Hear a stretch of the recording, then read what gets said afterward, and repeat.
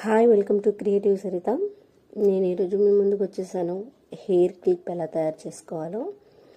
మనము బయట కొనుక్కుంటే చాలా కాస్ట్లీ అవుతుందండి. మనం మేడ్ చేసుకుంటే చాలా సింపుల్గా 10 రూపీస్లో మనకి మేడ్ అయిపోతుంది. నేనైతే మ్యాక్సిమం అలాగే వాడుతూ ఉంటాను.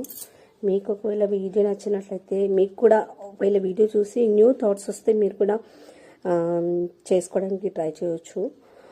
నేనైతే హెయిర్ క్లిప్ మామూలుగా ప్లెయిన్ది తీసుకొని దానికి థ్రెడ్ చుట్టానండి. థ్రెడ్ చుట్టేసి దానికి మనము మామూలుగా చైన్ వచ్చేసి మనకు మార్కెట్లో 10 రూపీస్కి అట్లా మీటర్ చొప్పున దొరుకుతుందండి.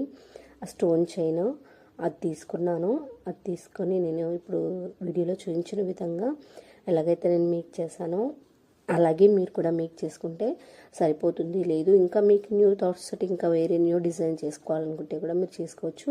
నేను జస్ట్ మీకు వచ్చే న్యూ థాట్స్ కోసమని నేను ఒక ఐడియాని మాత్రము నేను అప్లై చేస్తున్నాను. ఇక్కడ నేను నాకు వచ్చిన న్యూ థాట్ని నేను చూపించడం జరుగుతుంది.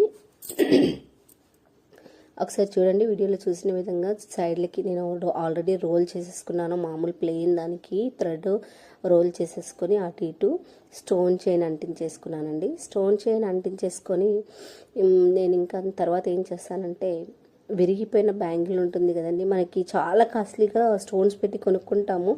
అది విరిగిపోతే మనకు చాలా బాధ అనిపిస్తుంది. దాన్ని మళ్ళీ రీయూస్ ఎలా చేయొచ్చు అనేది నేను నా వీడియోలో చూస్తున్నాను. ఇప్పుడు చూడండి, ఆల్రెడీ సైడ్స్కి అక్కడ అటువైపున ఇటువైపున స్టోన్ చైన్ పెట్టేసుకున్న తర్వాత నేను ఏం చేశానంటే, విరిగిన బ్యాంగిల్ ఉంది కదండి, హాఫ్ బ్యాంగిల్ తీసుకొని దాన్ని ఏం చేశానంటే మిడిల్లో అంటించుకోవడం జరిగింది. చాలా లుక్ అయితే చాలా బాగుందండి. చాలా సింపుల్గా చాలా బాగుంది.